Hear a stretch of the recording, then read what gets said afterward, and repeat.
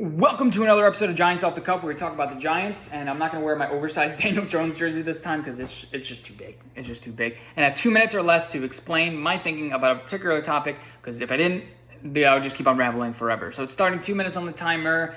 Now we're talking about Brian Burns, who's 55th in the rankings for prospects, like players in the league right now. That's pretty good. Like, you would hope he would be in the top 100 because he's getting paid like more than $28 million a year. But it's good to see a Giants player there. He's going to be like the second or third overall Giant. I'm not sure if Andrew Thomas is going to be on the list, but he should. He was just injured last year. Anyway, let's talk about Brian Burns. He's getting shut down by Andrew Thomas. Did you see those videos? Maybe I'll play one if I have the amount of patience while editing to show you. Brian Burns is going to be a good player. My projections for him this season, I'm not sure if I did. I think he's going to be around 11 to 12 sack guy. Getting around 24, 25 QB hits. He's going to make an impact in games. It's going to allow Azeez Ojulari to kind of, would not remember him except for maybe a couple times in the year. It's like, oh yeah, I forget Azeez Ojulari. By the way, the only player that's still on our team from the 2021 draft class. That's a different topic for a different day, and I've already discussed that.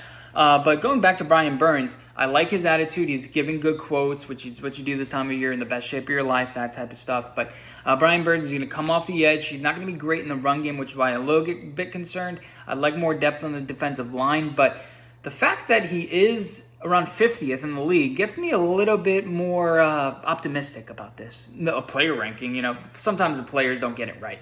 We've seen it. A player gets injured and then you just forget about him. It's one of those things. But he played the entire year last year. He's ranked as one of the best. His pass rush win rate was like near the top 10 in the league last year at 21%. So I trust him to get things done. We just need him and Kayvon to not rely on the blitz in order to get pressure, because you see this secondary that we have now. We need him and Kayvon to get consistent pressure on the team, work with Dexter Lawrence. I'm pretty impressed with Brian Burns, the way he's been through camp, but I mean, Andrew Thomas is kind of cooking him right now, which is good to watch. But Andrew, I don't know, stop being so dominant, let them win a little bit, but overall he's a smart player and I think he'll play good. A topic over, let's talk about the next topic with Brian Daboll. I think that he's like free now, because the whole Kafka thing, not that he's fighting for his job, it's like, I'm going to end it on my terms. So you see sometimes he got control of the playbook, the Arizona game, we're just going to air it out deep. I don't care because we're going to lose anyway. Kind of like the reckless abandon of, oh, we need to be close. Kind of like the Joe Judge philosophy, whereas, oh, Daniel Jones can't turn it over, we're going to pass it quick, and then Daniel Jones got shell-shocked. You know what? Lay it all on the field, and you're seeing that. Now, I may come out with a separate video. You're seeing all these guys missing throws, interceptions. Like, everything is falling. I'm like, Giants fans, watch other teams and how they react to other players about when they miss a throw or something like that, and then you'll be more relaxed about Daniel Jones. I don't think it's his leg that's making him miss throws, but obviously you have to think about that. What leg did he tear his ACL? Either one, it's like your planting foot or your throwing off foot. You may not be able to drive as much, but he overall has a strong delivery. It's just, Malik Neighbors may get a little bit frustrated. Malik, trust us, we'll get rid of him next year and it'll all be fine. But yeah, so I like the philosophy of Daboll for now. It's only training camp, of being like, our defense is probably going to allow a lot of points. It's not going to be the worst defense in the league, but it may actually be a little bit up there based on how our DBs are looking like. I just talked about it 2 minutes ago. But I'm trusting you. Let's get it done.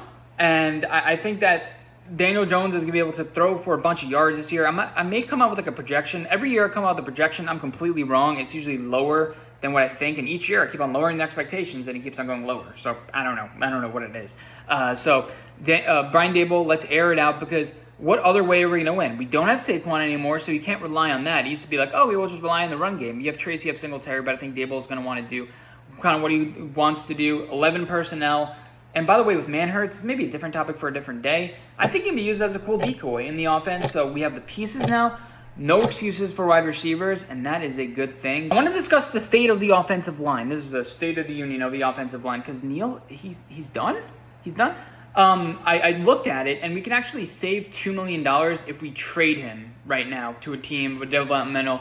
What would you get for him? A 4th-round pick at best. I was trying to look at the teams that may want to trade for him. A team like the Panthers, a team like the Buccaneers, which are some work. No, they have Luke Gedeke, but I don't know. Where would you trade him to? The Saints? I'm just saying teams in the NFC South at this point, but it's kind of sad to see him go. It looks like John Runyon may move over to left tackle. So if we're talking about Andrew Thomas Runyon, Schmitz, which I told you wasn't a good pick at the time. I wasn't in love with him based on what I saw, like a 6-year center. I mean, there's a reason why he was in college for 6 years, and it wasn't just for COVID. And then you have who would be the right guard? Oh, the man of the hour, Greg Van Roten. The first time he allows a sack or has a bad play, Giants fans are going to be on his ass. Kind of like with Justin Pugh, he came in to save the day, and then you started watching him play. It's like, oh yeah, this guy isn't great. Greg Van Roten will be fine, and that's all we need. We just can't have a disaster, because when we're putting a guy like Marcus McKeithen in, I don't know why we drafted him. It is not even close. You're seeing teams like the Patriots drafting these guys on menu in the 5th round. You're like, oh, these guys can play.